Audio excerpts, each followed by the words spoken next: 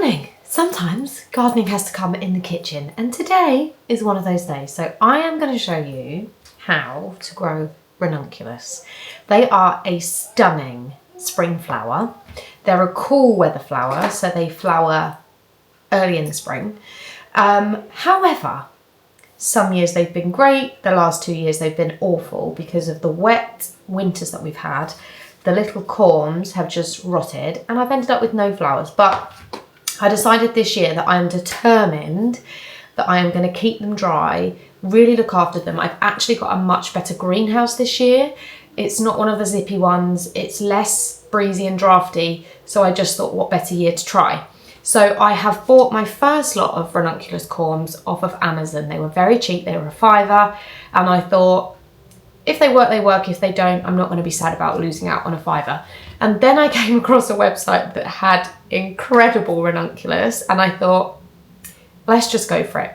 So I have bought 2 more varieties of Ranunculus.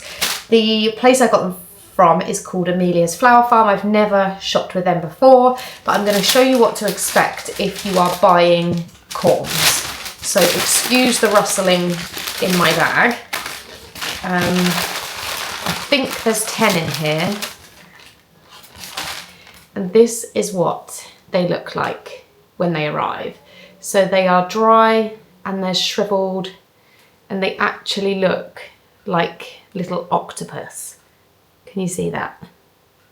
And job number 1 is to pre-soak them. So all I'm going to do, let me make sure I put them in the right pot because I've labelled them. So champagne colour is going in this tub. I'm just going to fill this with slightly warm water and then soak them and leave them there for 2 to 3 hours, no more than that. And then I like to put mine in a tray, squished together, just for the process of getting them to wake up. And then when you've got roots and a little bit of shoot, then I'll put them in their own pot. But just for the waking up bit, which will take a good few weeks, I'm just going to do them in here. So let me fill this up with water. Right, water in here. And then I'm just going to chuck them in like so. They are looking really plump. So I'm going to show you what they look like after. I don't think it's been 2 hours. I think it's been an hour and a half. But what you can see is that they're just not shriveled now. They're paler in colour, like a beigey colour, but they just look plump. They look plump and they look happy and hydrated. Now it is time to put my corms in their trays of compost. So I'm just actually writing the name of the variety, like the colour on here. I think these ones are Purple Jean. It's been a couple of hours. It's definitely been a couple of hours now, and I'm just going to press them in, but it's really, really easy to do. And then you just leave them and forget about them. Do not overwater them because they are so prone to rotting. So this is just Silver Grow peat-free compost. And then let's have a look at these corms, which you can see are, ooh, they're hydrated. They look more beige in colour. They look great.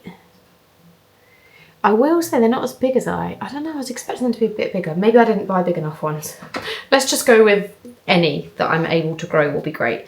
So it doesn't matter at this stage that they are poking at the top, and it doesn't matter that I'm cramming them in close together because I just want them to pre-sprout and to kind of get their roots going. And then when we get to that point, because they might not all sprout and they might not all be okay, that's when they can then have their own space. So kind of for space saving, this just works really well. I say, these don't always work really well. I don't always have success, but this year I'm determined they are not going to rot. And it's only ever been rotting, that's been the issue. But like I said before, my greenhouse previously has been very drafty. I leave the door open when I've needed airflow, and I just remember, I can vividly remember them being like at the front of the greenhouse and the rain coming in and then getting wet. So I'm not surprised they had rotted before, to be honest. So I'm just determined this year to be more mindful, make sure they're positioned in a good place to give them the best chance. So here we go. This one's tiny. I mean, it barely even looks like one. And I'm yet to decide where I'm going to plant them next, to be honest. I haven't decided if I'm going to do them in pots, if I'm going to do them in trays, if I'm going to put them straight in the ground. I actually think I've got enough that I might put the cheaper Amazon ones in the ground. They don't like frost, but I've got a little pop-up polytunnel thing. So I might just, yeah, experiment and see which do best. So watch this space. There we go, that's then potted up. I'm going to put them in the greenhouse because they like to be cool, and let's see how long it takes for them to wake up.